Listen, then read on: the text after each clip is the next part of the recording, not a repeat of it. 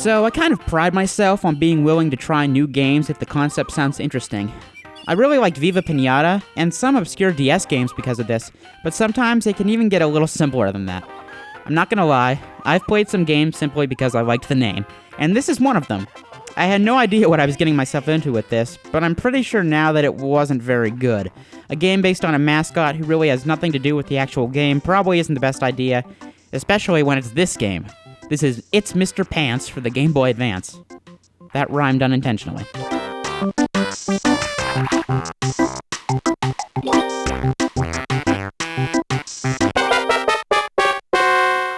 So, It's Mr. Pants is a puzzle game similar to a sort of strange version of Tetris.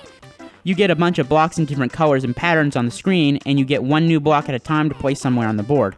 The goal is to make rectangles of the same color and have these cut away from other sections, either by simply making the shape or actually placing the blocks on top of others.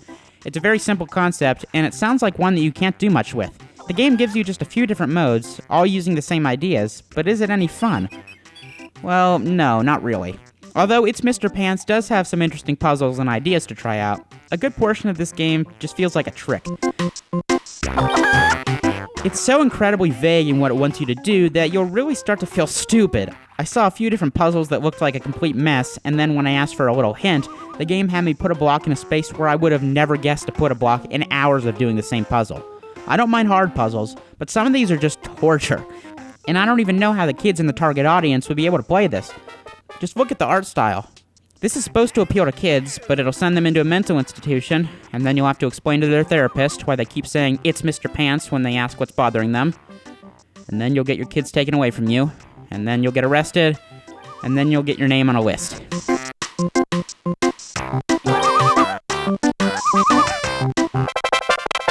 The other thing that bothers me about this game is how even though you may be able to figure out your own way to finish some of the puzzles, a way that makes sense, the game only has one way to solve every one of them, but will lead you to believe that your way is working.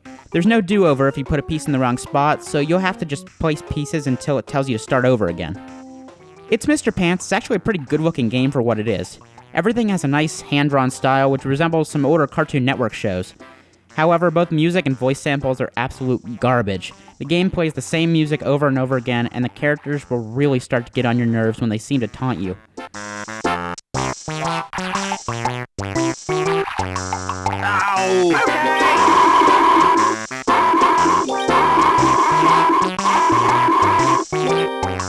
It's Mr. Pants is a mediocre puzzle game with a frustratingly uneven difficulty and annoying characters. This isn't Tetris, but it's close enough for me to assure you that there is absolutely no reason to ever play this.